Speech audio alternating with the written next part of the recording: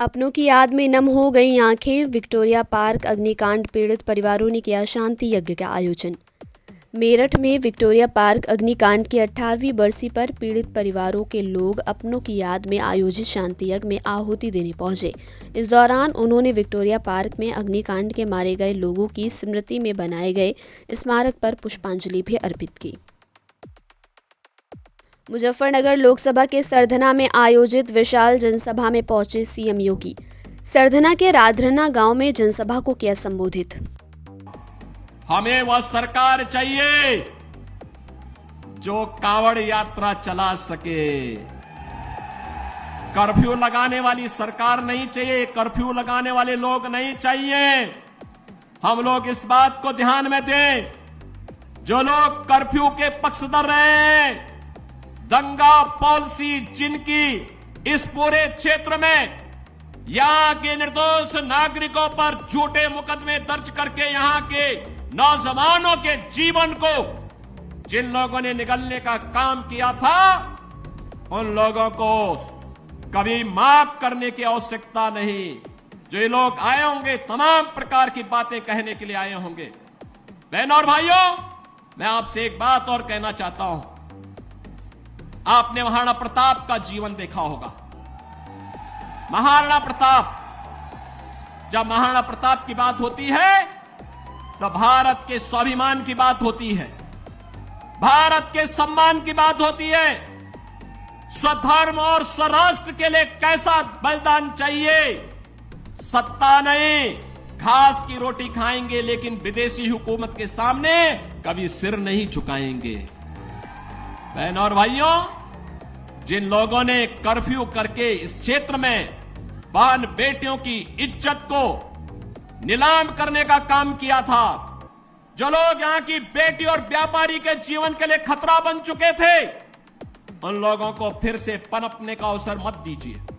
वे लोग आएंगे, दुम दबा करके आएंगे, बाद में गिरेबान को पकड़ करके इस पूरे क्षेत्र में फिर अव्यवस्था और अराजकता फैलाने का कार्य करेंगे। इसलिए मैं आज आपका आह्वान करने के लिए आया हूं। विकास में कोई कोताही नहीं बरती गई, किसी भी प्रकार की कोई कोताही केंद्र और राज्य शासन ने नहीं बरतने दी। सुरक्षा के साथ कोई खिलवाड़ नहीं होने दिया। बेटी और व्यापारी को सुरक्षा का माहौल दिया। और बहनों और भाइयों, हमें व्यक्तिगत मतभेदों को दरकिनार करते हुए देश के बारे में सोचना है। देश और राष्ट्र धर्म से बढ़कर के हमारे लिए कोई कुछ नहीं हो सकता है। और यही आह्वान करने के लिए आज मैं यहां पर सरधना की भूमि पर आया हूं। तमिलनाडु के वेल्लोर में गरजे पीएम मोदी, विपक्ष पर जमकर साधा निशाना। पीएम नरेंद्र मोदी ने बुधवार को वेल्लोर में एक जनसभा को संबोधित किया। मोदी ने कहा, डीएमके ने तमिलनाडु और देश के भविष्य, हमारे छोटे छोटे बच्चों को नहीं छोड़ा है।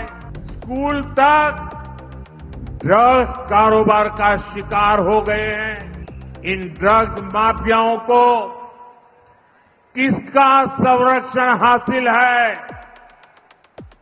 एनसीबी ने जिस ड्रग लॉर्ड को गिरफ्तार किया है, उसके संबंध किस फैमिली से है, ये पता चलना ही चाहिए।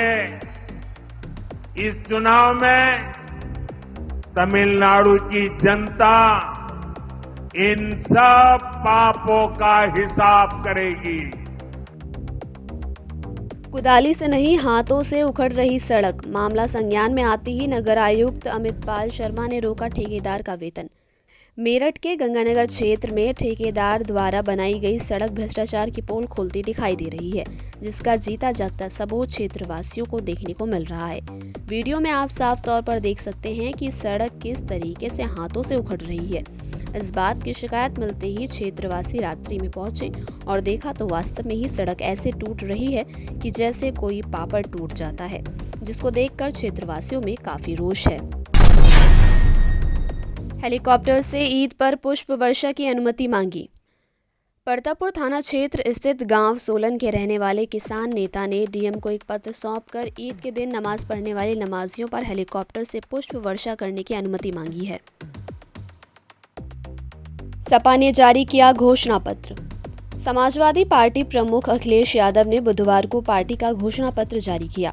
पार्टी का घोषणा पत्र जारी करते हुए सपा प्रमुख अखिलेश यादव ने कहा, और इसको हम लोगों ने कहा है कि जनता का मांग पत्र, हमारा अधिकार, जिसमें मुख्य रूप से, क्योंकि मैं बहुत डिटेल में नहीं जाऊंगा क्योंकि ये विजन डॉक्यूमेंट है, इसलिए जो मुख्य रूप से बातें रखी हैं इसके अंदर, इस जनता के मांग पत्र में, वो सबसे पहले संविधान बचाने का अधिकार, लोकतंत्र की रक्षा का अधिकार, मीडिया की आजादी का अधिकार, लोकतांत्रिक संस्थाओं की स्वतंत्रता एवं स्वायत्तता का अधिकार, न्याय और समानता का अधिकार, सामाजिक न्याय का अधिकार।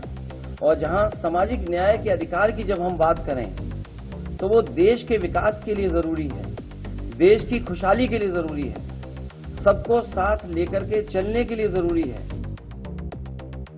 भाजपा ने उम्मीदवारों की 10वीं सूची की जारी। भाजपा ने लोकसभा चुनाव के लिए अपने उम्मीदवारों की 10वीं सूची जारी कर दी है। बीजेपी की लिस्ट में यूपी की 7 सीटों पर उम्मीदवारों का ऐलान किया गया है। सीएम अरविंद केजरीवाल को राउज एवेन्यू कोर्ट से झटका। दिल्ली के सीएम और आम आदमी पार्टी के राष्ट्रीय संयोजक अरविंद केजरीवाल को राउज एवेन्यू कोर्ट से बड़ा झटका लगा है। केजरीवाल की तरफ से जेल में वकीलों से हफ्ते में 5 बार मुलाकात की मांग वाली याचिका को कोर्ट ने खारिज कर दिया है। पतंजलि भ्रामक विज्ञापन मामला, बाबा रामदेव को बड़ा झटका। सुप्रीम कोर्ट ने हलफनामा स्वीकार करने से किया इनकार। दवाओं के भ्रामक विज्ञापन मामले में बाबा रामदेव और आचार्य बालकृष्ण के खिलाफ अवमानना याचिका पर सुप्रीम कोर्ट ने बुधवार को सुनवाई की।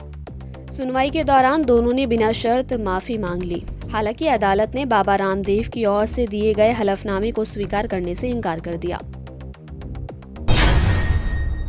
सहारनपुर में रक्षा मंत्री ने ठाकुरों के साथ ही सर्व समाज को साधा। राजनाथ सिंह ने कहा, भाजपा जो कहती है वो करती है। राजपूत समाज सहित सर्व समाज को साधने केंद्रीय रक्षा मंत्री राजनाथ सिंह सहारनपुर के कस्बा बेहट पहुंचे और जनसभा को संबोधित किया। उन्होंने कहा कि भाजपा जो कहती है वो करती है, हमारी कथनी और करनी में कोई फर्क नहीं है। खबरों को विस्तार से पढ़ने के लिए www.shardaexpress.com वेबसाइट को विजिट कीजिए।